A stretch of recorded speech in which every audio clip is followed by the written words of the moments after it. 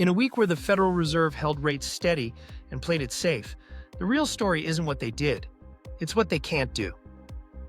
With inflation still sticky and debt still massive, Jerome Powell is stuck between spiking the dollar and fueling inflation. And while political pressure mounts, a simple rate cut might backfire in ways few are talking about. From bond markets to housing pain, we'll unpack why nothing happening might actually mean everything.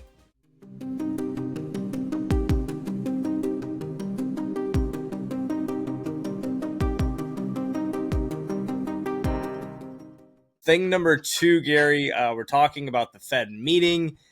Nothing happens. No one's surprised. Thing number one, Fed meeting contains no surprises. Come on, Gary. Give us. Yeah, I know. Rob, as my marketing guy, how do you not stop me from telling people nothing happened, nobody cares, it doesn't matter? Why is anybody watching? You're supposed to stop me from saying to people, the hand I've been dealt now, huh? Right, exactly. So everyone, we're about to explain something to you that doesn't matter. If you want to spend this time with us, thanks. We're glad to have you. But the Federal Reserve Open Market Committee, or the Fed, they meet every month. And each month they make a decision on what they want to do about the Fed funds rate. In this case, their meeting concluded last Wednesday and they took no action. They left the Fed funds rate unchanged, which surprised nobody. I think there was a 97, 98% probability that they were not going to change anything. And in my opinion, that was the right move. The one thing that did change in the text, I like to read the press releases. The Fed did emphasize increasing economic uncertainty, and that's analysis that I consider reasonable. I think Chairman Powell remains painted into a corner where any reduction in the Fed funds rate is likely to lead to more inflation, which is still not under control. But his problem is that raising rates would both cool the important labor market and strengthen the dollar. And normally, we think having a strong dollar is terrific, but remember that the US has the more debt than anybody in the world. We're trying to inflate that away. And more importantly, President Trump has been very focused on trying to reduce the trade deficit. So remember, in that situation, a stronger dollar creates a headwind. When the dollar is strong, it's easy for us to buy foreign goods. It's hard for people in other countries to buy US goods priced in dollars.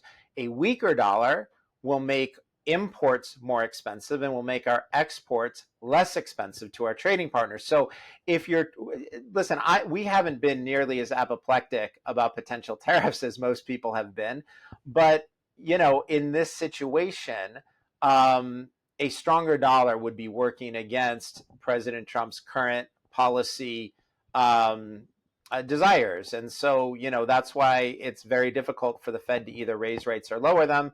They left them unchanged, which is what everybody expected. And again, in my opinion, I think that was the right move at this time. Yeah, so Gary, no surprises here. We talked about it last week. This was to be expected. Why do President Trump, so many investors want to see the Fed cut the rates? Well, the reason is because, the reason President Trump likes to see that is because it juices the economy, right? If the cost of borrowing is lower, asset prices go up. And also remember, Rob, when it costs less to borrow, there's a greater incentive to build, to put up new plants, to build new housing, whatever you want built that will make the economy look better. That's obviously to President Trump's advantage. And that's something that he would like. And so that's why, and investors want to see lower interest rates, because lower interest rates means you're discounting future cash flows from the companies you own at a lower rate, which increases their value. And so you typically will see when the Fed lowers the Fed funds rate, the stock market tends to go up. Investors like that. Now, in my case, we've hedged against it. I don't wake up worried about whether the market's going to go up or down. I'm focused on our skill as stock pickers. That, to me, makes a lot more sense. The thing that I would encourage people to realize is the Federal Reserve does not control the whole yield curve. That's just a fancy way of talking about the rate of interest at various points along the yield curve. So the Fed controls the overnight rate, but the 1 month rate, the 1 year rate, the 5 year rate, the 10 year, all the way up to the 30-year rate, that's all set by the bond market. And so my view is if the Federal Reserve cuts, the bond market will then factor in higher expected future inflation. that raises the yield on the 10-year, which then raises mortgage rates. And so the point of all this is if President Trump got his preferred policy of a lower Fed funds rate, I think we're going to end up with higher 10-year rates, which is a problem for Treasury Secretary Bessent, who needs to refinance $7 trillion this year. That's a big number.